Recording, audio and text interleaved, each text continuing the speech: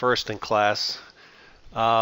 We have two curves, the red curve, which is y equals x squared, and the blue curve, which is 4x minus x squared. And the question is, what is the area or the volume if you rotate this little, what does it look like, piece of bread or something, like a piece of Italian bread or an Italian bread loaf around the x-axis? So actually there's two questions. One is around the x-axis, and the next one is around the line y equals 6, which we haven't done yet. So up to this point, we've always rotated the area around either the x or the y axis, but you can also rotate it around any axis, any horizontal axis. So we'll look at both of those problems. So you can see what I've done is I've drawn this rectangle between the two curves, and that's to help me figure out how to determine what the inside radius is and what the outside radius is. So let's just write out the formula that goes along with finding the volume of a area rotated around the x-axis. So the equation says the volume equals pi times the integral from a to b of capital R of x squared minus small r of x squared times dx. So just like before, we need to figure out what r of x is, what small r of x is, what a is, and what b is. And everything, we're doing everything with respect to x. So we need this equation in terms of x, this term in terms of x, which we have because that's the problem's already in that form. So let's just ask some people here. So Seth, so of the two curves, which one is furthest away from the x-axis? The red curve or the blue curve? Yep. For the interval from 0 to 2, that's where the curves intersect. So the blue curve is the furthest away, so that means that capital R of x, what is the equation for capital R of x? Yes, okay. So that is capital R of x. Again, you have to plot the functions to know which one is further away from the axis. And as a consequence, small r of x is the other curve, which is x squared. Okay, so that was pretty easy. Then we have to determine what the x limits are. So you look at where the two curves intersect here, and you look at them where they intersect there, and you find the x values. So let me ask Asia. So what do you think the limits of integration are? So what is the point of intersection here? What's the x value? 0. So what's the x value? 0. 0. Here, the other point of intersection, what's the x value there? 2. Yep. So what are the limits of integration? 0 to 2. 0 to 2. Yeah. So you always do the left, and then the right. Okay, so those are our, and now, so all we have to do now is just solve the problem. So you just have to integrate. The volume equals pi times the integral from 0 to 2 of 4x minus x squared squared minus x squared squared. So this is capital R of x is this, small r of x is that. Plug them in the equation and integrate. So why don't you do that? So what you'll have to do is multiply this out using FOIL. So you'll have 4x minus x squared times 4x minus x squared. And then you combine like terms, and you'll end up with a polynomial. And then you'll integrate the polynomial, and you'll evaluate the integrated polynomial at x equals 2 and at x equals 0, and you'll get an answer. So go ahead and do that.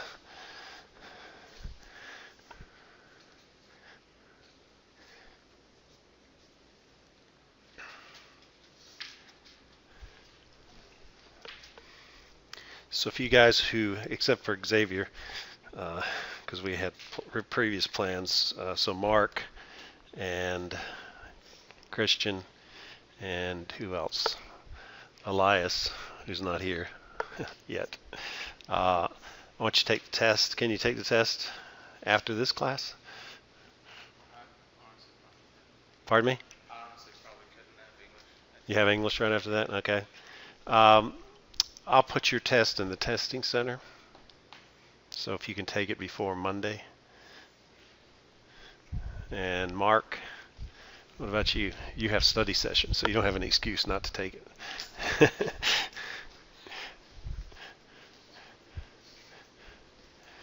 So we'll give it to you in the library. We'll let you take it in the library. Oh, I forgot. Yeah, Zane, you. No, I forgot you missed too. So, do you want to take it after this class, or do you want me to put it in the testing center? I think I'd rather do it tomorrow. Yeah. If you want me to do it today, I'll do it. It's tomorrow's okay.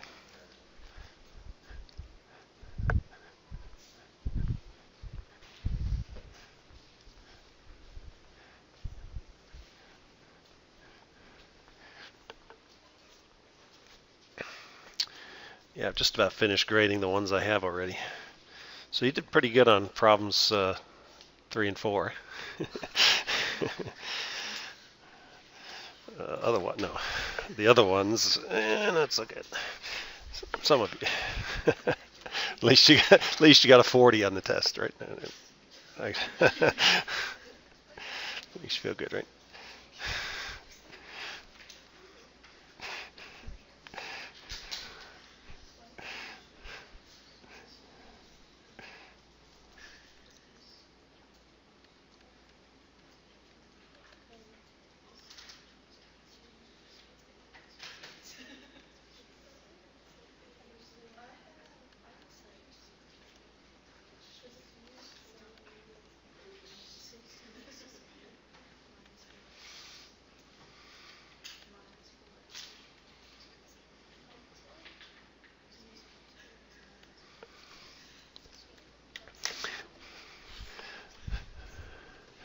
Yeah, to be honest, I think algebra was about as much a problem as calculus.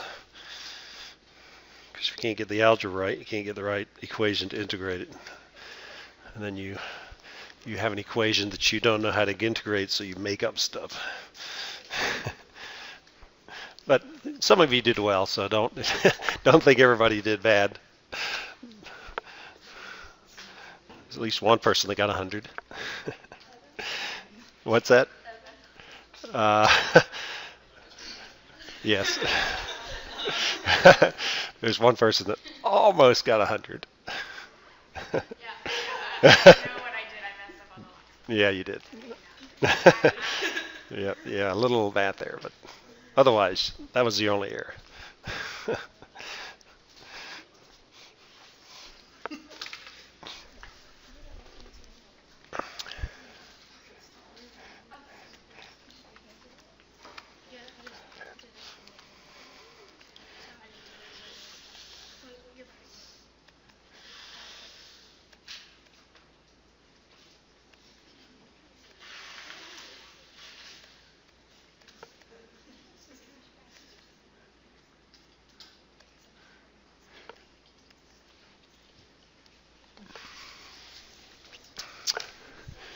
So if you multiply this out, you get 16x squared. When you multiply this by itself, you multiply these two together, you get negative 4x squared, and you have twice that many, so you have negative 8x cubed, negative 8x cubed. And then this multiplied by itself is positive x to the fourth, which nicely they cancel out, so that makes this term, the x to the fourths, cancels out with this negative. So it's just a two-part polynomial. And then you integrate. Oh, there he is. So you're going to be able to take the test after? Yeah, okay. I'm just going to let you take it in the library. Okay.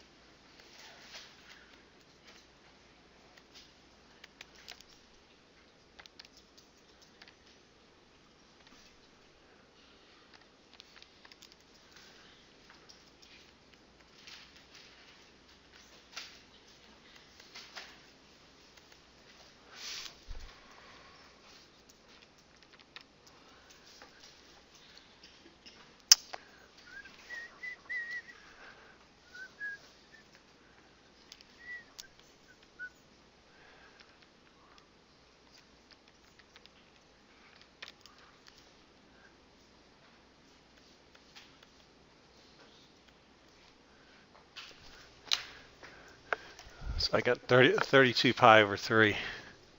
I did it all right. So anyway, when you integrate, let me go back up here. When you integrate 16x squared, you get 16x cubed over 3. Integrating negative 8x cubed, you get negative 8x to the 4th over 4. Plug in 2, that's your upper limit. Subtract, putting 0 in for the lower limit, you get 0 when you plug 0 in there. And so 16 times 8 is 128. 8 times 16 is 128. 1's thirds, 1's fourth, so I found a 12 as a common denominator. And so I multiplied 128 times 4 to get 512 and 128 times 3 to get 384. You subtract them, you get 128, and both of these are divisible by 4, so you get that. Okay, so that's how you do that one. So let's go back to the picture. So now the question is, if you want to rotate around the line y equals 6, which is another horizontal line. So we rotated down around the x-axis, which is y equals 0. So I'm going to draw a line. Actually, I might have a drawing already made. Let me go see if I've already done that. Yeah, there it is. Okay. So the red line up top is the horizontal line y equals 6. So you still use the same equation, but you've got to think about what is the radius from the new axis of rotation. So the old axis was here, so if we drew a line from the x-axis upward, we'd run into the red curve first, so that would be our inside radius, and then we'd run into the blue curve, which would be our outside radius, and that's why we chose the blue curve to be capital R of x and the red curve to be small r of x. But if I'm coming from the other direction and I draw a line downward, the first curve that I run into is the blue curve.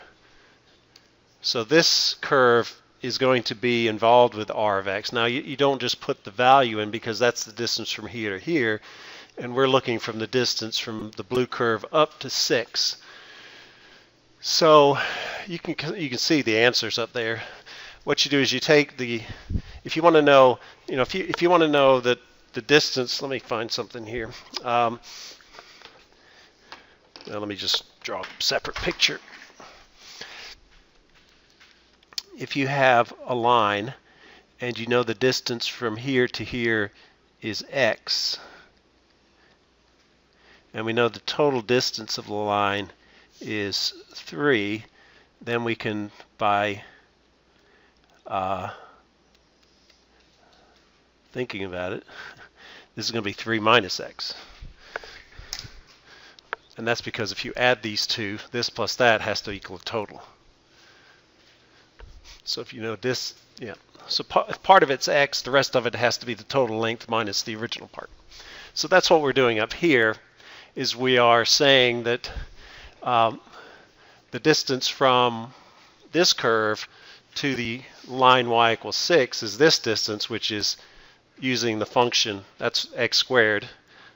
So for given value of x, the y value is going to be x squared, and the total distance from the x-axis to the horizontal line is 6, so the distance from the horizontal line y equals 6 to here is going to be 6 minus x squared. Here I'm just using x, but the distance is the y value that we're looking at. The radius is a y value, and we have to represent the y value in terms of the function. So the outside radius is 6 minus x squared, and the inside radius, which is the blue curve, is 6 minus so it's the total distance minus this distance gives you the distance from here up to that line. So anytime you have a horizontal line that's something other than the x-axis, you have to take that y value for the horizontal line and then subtract the actual function values, which are the distance from the x-axis. And also what changes is for this other problem, the initial problem, the red curve was the inside radius. Now the red curve is the outside radius. And the blue curve used to be the outside radius, but now it's the inside radius. Okay. I'm just going to set up the problems. I'm not going to actually solve them at this point. So if I wanted to find the volume rotating this little Italian piece of bread around this axis, I write out the equation, which is pi times the integral from a to b of capital R of x quantity squared minus small r of x quantity squared times dx, and I'm going to say I've already gotten those written already, and a is still equal to 0 and b is still equal to 2. We still are going from here to here in the x direction. So our final integral that we have to deal with is pi times the integral from 0 to 2 of big R of x, which is the red curve, and the distance of the red curve from here is the total distance from here to here minus that. Okay, so it's going to be 6 minus x squared squared, and then small r of x is the distance from this curve to the blue curve, which is going to be equal to 6 minus 4x minus x squared squared.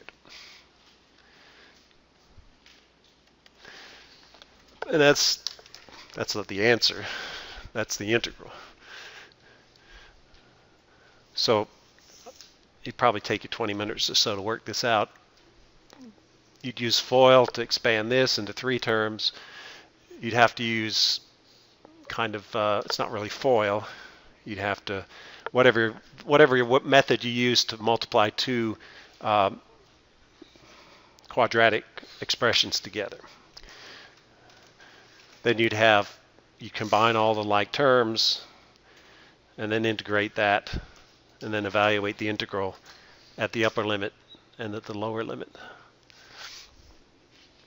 Okay. So this is why these kinds of problems are why we're going to spend a lot of time on these sections, because right now you're like, oh, this is overwhelming. It's kind of like last night. I had band practice again. The drummer didn't come, so we weren't able to. But he plays like bongos, and he doesn't play the drum kit. Anyway, he wasn't there. But last spring, when I first started playing, we had this piece which was just a closer walk with thee, except it's kind of like it starts off slow, kind of like a Dixieland band would be playing something. You see those guys walking along playing this real sad music. Woo, just a closer walk, and then all of a sudden they go into a faster gear, and it's the Dixieland kind of style. And I remember last year thinking, there's no way. So take this off. I can't play this. And last night, it was like, I think I can do this. So hopefully you'll have the same feeling. You're probably feeling like I felt like last spring. There's no way that I can do this. But it takes practice. Practice, practice, practice.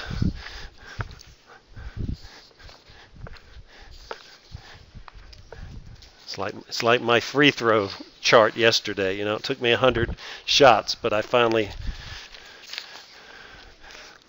kind of got my thing going.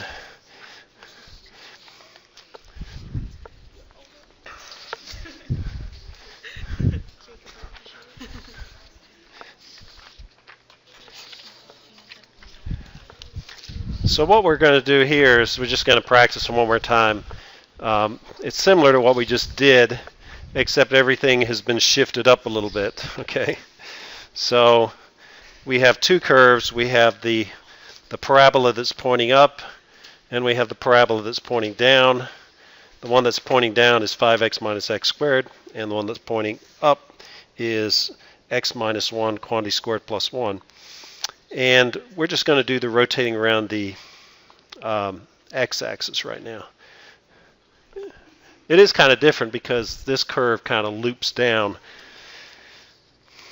But there's 2 things you got to figure out here. One is it's not quite obvious where the points of intersection are.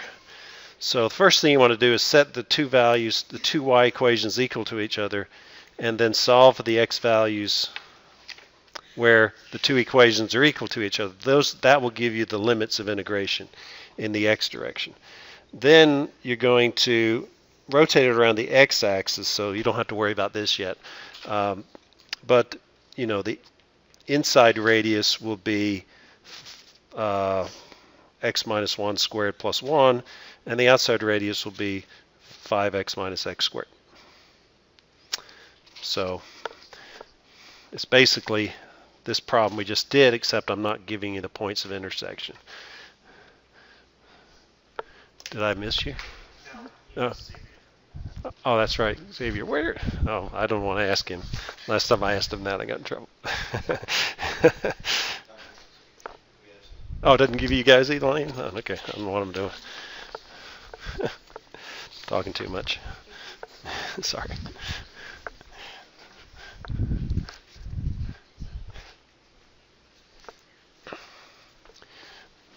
So the first thing you're going to do is you're going to solve for the values of x, where the intersection is, to find the limits of integration.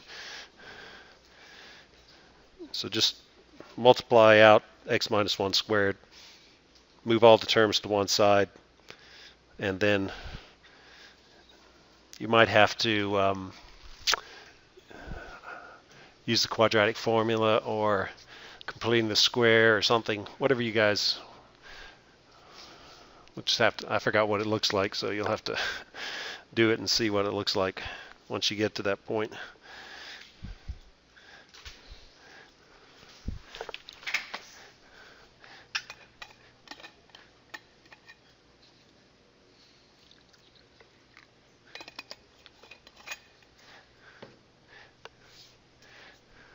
Yeah, Margaret, you've heard Steve Metzler play, haven't you?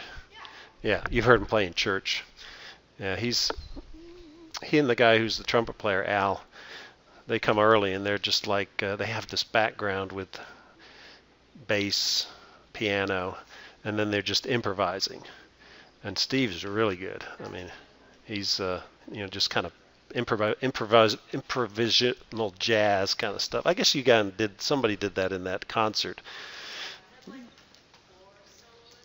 Four soloists, yeah. But yeah, if you heard Steve, you'd be like, whoa, that guy's good.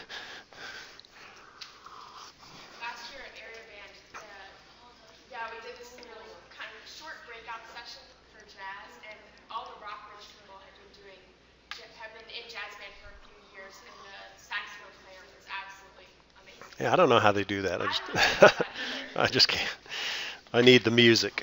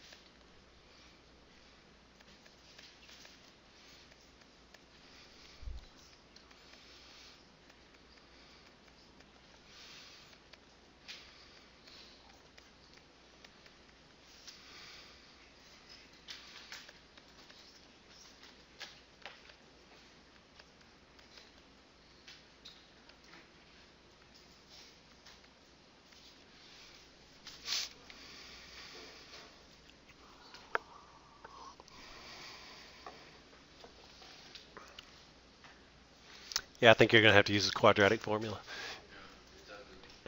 Pardon me? It doesn't come out nice. Yeah, because I saw the 2x squared first, and I thought, well, if it's 2x squared, then I'd need some even numbers, and then I don't see any even numbers. So, yeah, you're going to have to use the quadratic formula. Well, actually, if you look at the problem, it says set up the equations. Okay, so we are actually not going to solve. I just want you to set up. So find the limits so we know what the exact limits are. But once we have the limits, we can just write the equation out. V equals pi times the integral from whatever we get the two limits as, and then we'll identify which term is capital R of x and which one's small r of x.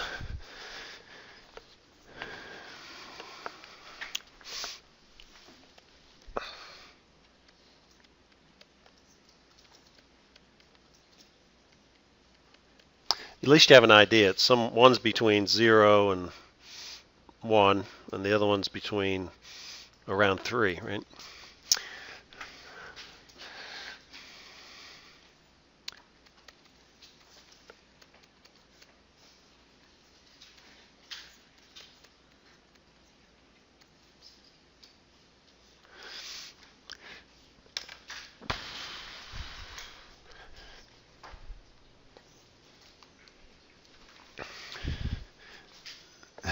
I was just seeing how you were solving it. Where you? Put it in the calculator, use the table. Oh, does it?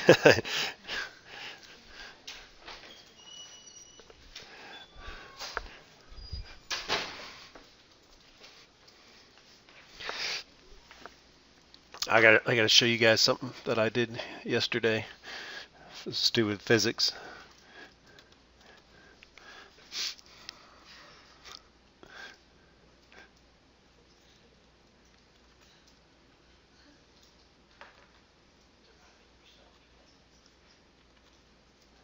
So I modified my projectile formula. So what I did was what I decided to do was to calculate the trajectories for every angle, not every angle, the angles between 0 and 90 degrees in 10 degree increments. So I haven't introduced you to this yet, but I will sometime soon. If you look up there, there's a little blue word 4. 4 is it's for creating a loop. And I looped through 10 times and created 10 graphs. So this is I thought it was a pretty curve, so I'm going to show it to you. So this is my MATLAB. So now my projectile function. Oh, okay. So you put in your initial velocity, your drop, your acceleration due to gravity, and then you get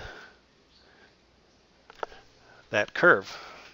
So that's pretty cool. So what it is those are the projectiles. You can see the key up there. So the lowest curve is for a 0 angle. So it just goes out straight and then drops off, and then they're incrementally larger.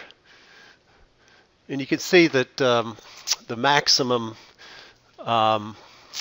range is somewhere between the light blue and the light green, which is between 40 and 50 degrees. If the plane was completely flat, it would be 45 degrees. But in the case of this one, because it actually falls some from its initial spot, it's actually something not exactly 45 degrees. But I thought that was a pretty curve. Anyway.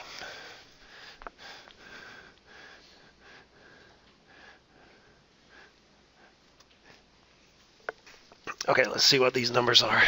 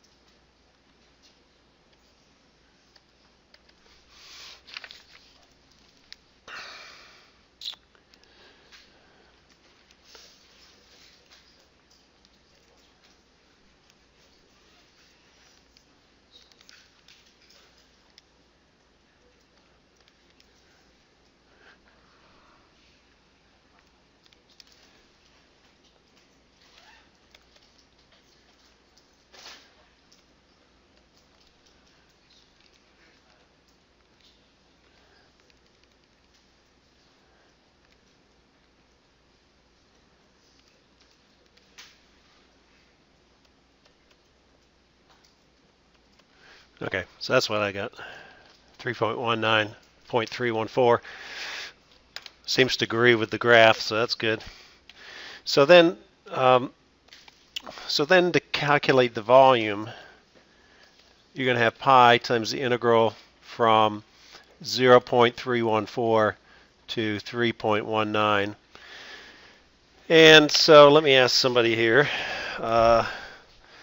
Lexi. So what is the, of those two equations, which one is the capital R of x? Yep. And that is because, yep. Yep. So Lexi says it's 5x minus x squared because that's the one that's furthest away from the axis of rotation or revolution. So you'd have 5x minus x squared squared, and then you'd subtract the other curve, which is the inside curve. That would be small r of x. So you'd have x minus 1 squared plus 1 squared, the whole thing times dx. And I think do I have the parentheses right? Yeah, I think so. Okay, now they also ask you around the y-axis. So if you look at that function, so let me plot that function, or plot the two functions for you. You have the graph, but I want to plot it on the screen. So if we plot 5x, oops, here, 5x minus x squared and x minus 1 squared plus 1. So there it is.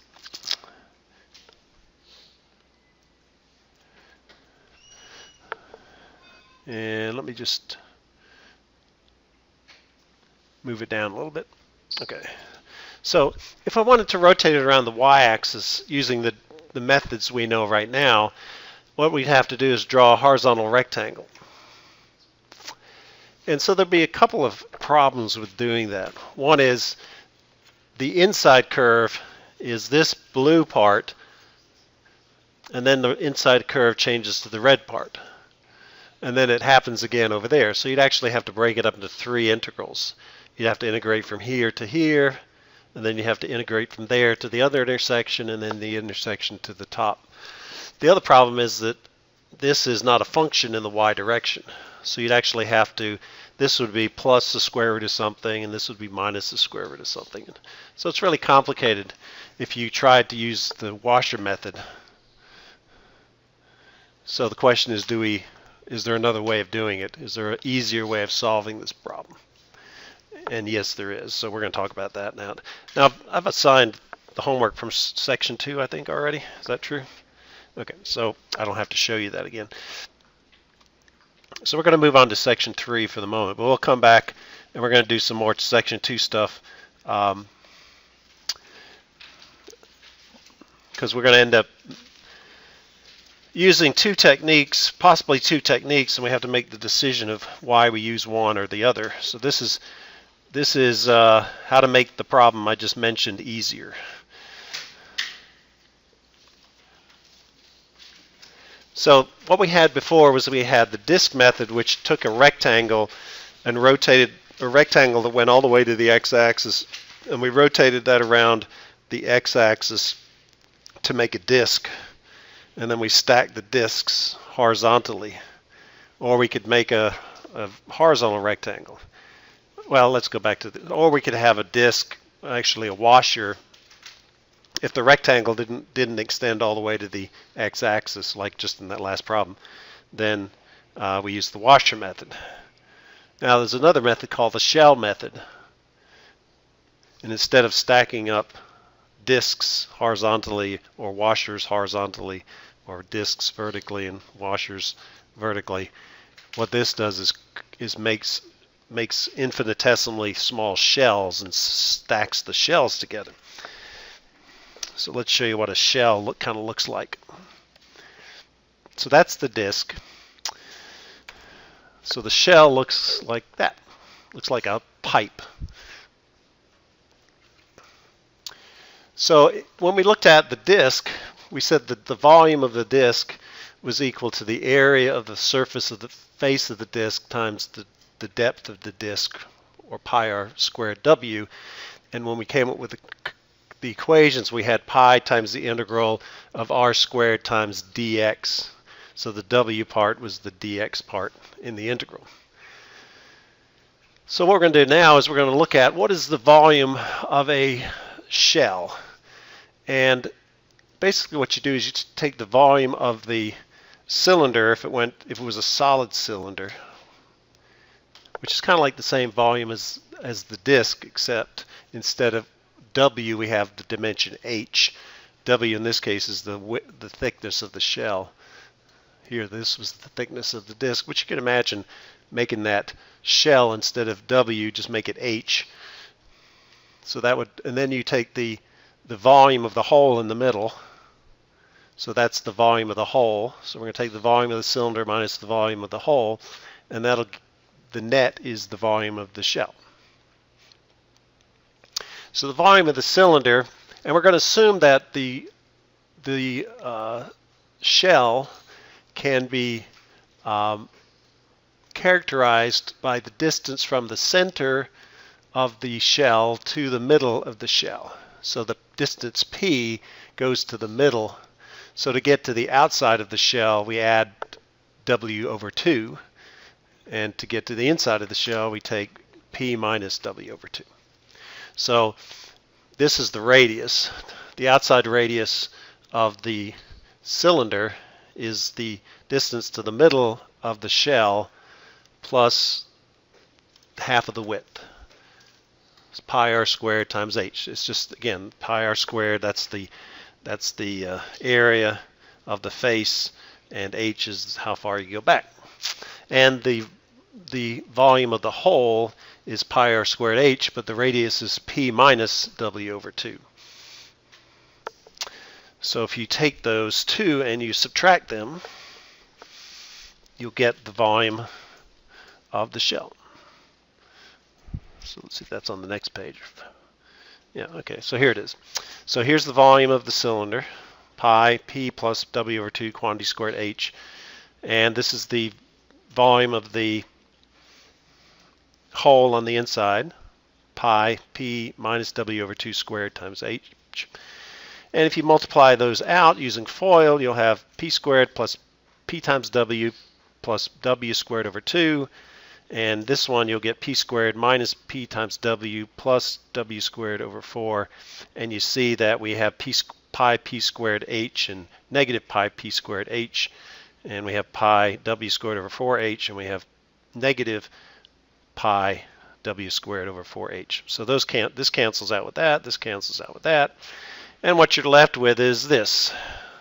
So the volume of the shell is pi times 2 times p, which is the radius to the middle of the shell, times w, which is the thickness of the shell, times the h, which is this dimension.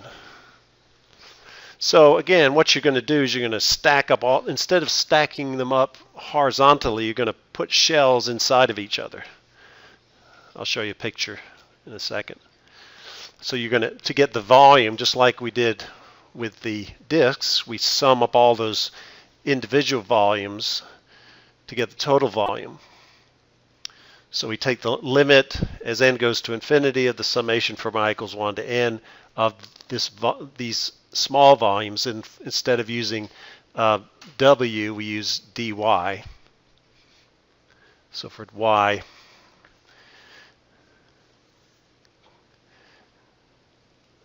and then this can be then rewritten as an integral, and you can bring 2 pi outside of, and p is a function of y, and h can be a function of y. Both of these can be functions of y. So instead of having to figure out what the radiuses are, you have to figure out what the radius of each individual shell is as a function of y, and the width or the height of the shell.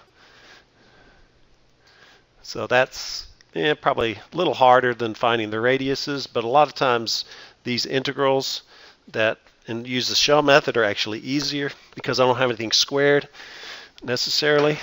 So if I could get my program to work, what I would do, which I can't, but I do have pictures. So what I have is I have a disk, and you can see how it's made up into these little concentric rings. And what you can do is you can just pull them out and make them into individual shells of finite number. So let me show you what that looks like. Oh, I can't do it. Oh, darn. Well, let me see if I can draw it in here, sketch it in. So what you do is you pull this little ring out horizontally, and so you'd end up with a shell that looks kind of like this. It would come out there, and you'd have this, and then it would kind of go around like that, and you'd have the same thing on the bottom side. So that would be a well, that's, yeah, I didn't have these matched up right, but this would be a shell, and then what you do is then you'd create another shell that would come out from here, and it would rotate around.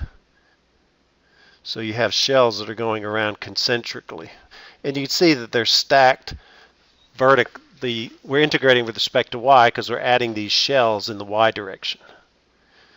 So even though in this case I'm rotating around the x-axis, in contrast to the washer method, when I use the shell method around the x-axis, you actually have to integrate with respect to y, and the dimensions have to be in terms of y instead of x.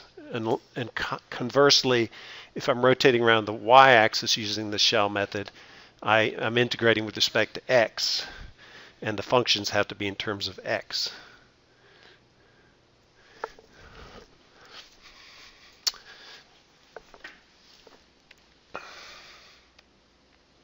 So these are the two equations, just like the ones we had for, so we have equations for the disk method, we have equations for the washer method, and we have equations for the shell method. So like I said, for the horizontal axis of rotation, which is the x-axis or any other horizontal axis, the equation says the volume is 2 pi, not pi, but 2 pi, times the integral from c to d, and c and d are the y limits of integration. P of y is the radius, and P of y, if the horizontal axis is the x-axis, P of y is just equal to the y coordinate. And H of y, will show you how you get that. If the axis of rotation is anything other than the x-axis, it's not that big a deal to fix it, but so P of y is usually either y or some constant minus y. And then if you're rotating around a vertical axis of revolution like the y-axis, the equation says the volume is 2 pi, the integral from a to b, so you're integrating with respect to x. The radius, which again, if you're rotating in about the y-axis, then P of x is just equal to the variable x times this width of the rectangle. It's like the length of the can times dx. And so once you get the equations plugged in there, it's again just, we're usually dealing with polynomials, so most of the time it's pretty easy integration to deal with. It's just trying to figure out what the representations of these two terms are.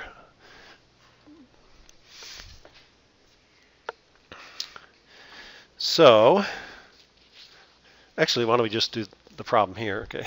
So we were saying we need another method. So now we have a method. And we said the washer method around the y-axis was not a good idea. But we said we have another method. So it says set them up. So I'm going to show you how you set those up. So let me take a picture of the graph that I apparently have erased already. Let me do that.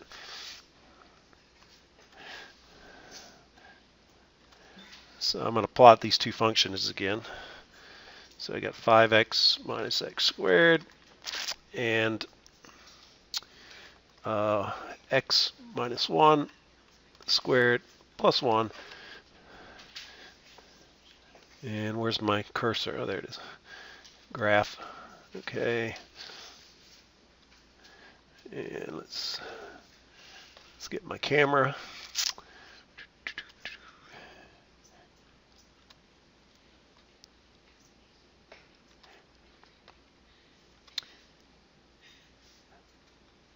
Okay, so here's the picture.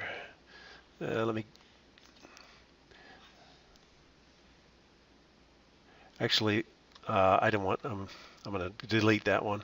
I just noticed the x-axis was in pi thing, so I'm going to take that off there. Okay, so we're going to do this.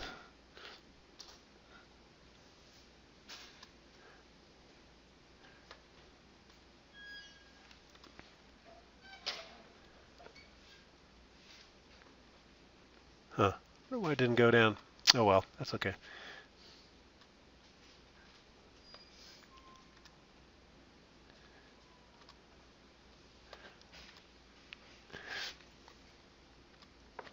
Okay, so here it is.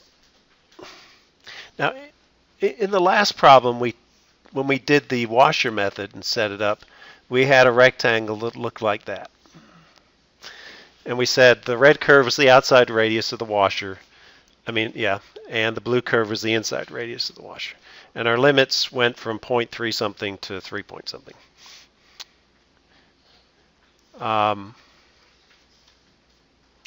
So what you do with but now we're going to rotate around the y-axis. So let's draw a picture here. So here is, that's the distance to the rectangle. It says here, we have vertical axis of revolution. It says if the axis of revolution is the y-axis, then p of x is equal to x. So for this problem, p of x equals x.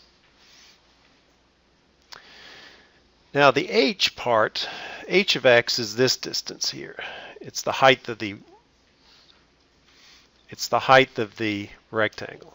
That's h of x. So this was p of x, was the radius. So what we need to do is figure out what that distance is as a function of x. Well, all it is, it's going to be the value of the function on the red curve at a given value of x minus the value of the blue curve for a given value of x. So instead of taking something squared minus something squared, we're just going to take the difference between those two functions.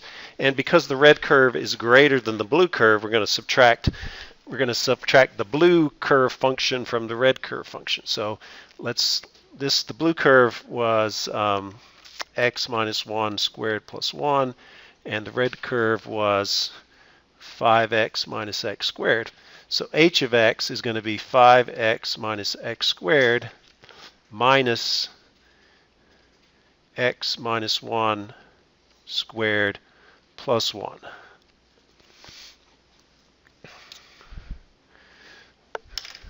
So when we rotated around the x-axis, we had to square those things and take the difference.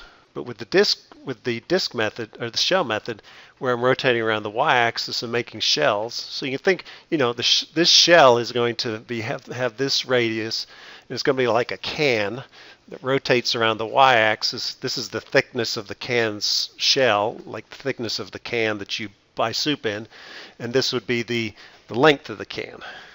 And then you're going to stack all these little cans of differing widths together, some that are on the inside and some of them are on the outside. And when you stick all those together, you create a solid three-dimensional structure made up of a lot of cans, and that gives you the answer. So now that I have used this thing to define p of x and looked at the figure to figure out what difference, which function is greater than the other, and just took the difference of them, then I can write out my equation. So we'll say to find the volume of the area rotated around the y-axis using the shell method.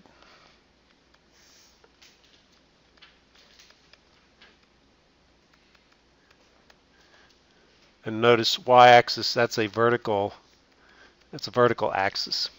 So the equation, I'm going to rewrite it here, is volume is equal to 2 pi, the integral from c to d of p of x times h of x times dx. One thing we haven't, well, yeah, we already did, oh, and actually it's from a to b, not c to d, because we've already figured out what that is from our previous problem. So we get volume is equal to 2 pi times the integral from, what was the number? 0.3 something? 0.314 to 3.19. P of x is x. H of x is going to be 5x minus x squared minus x minus 1 squared plus 1, the whole thing times dx.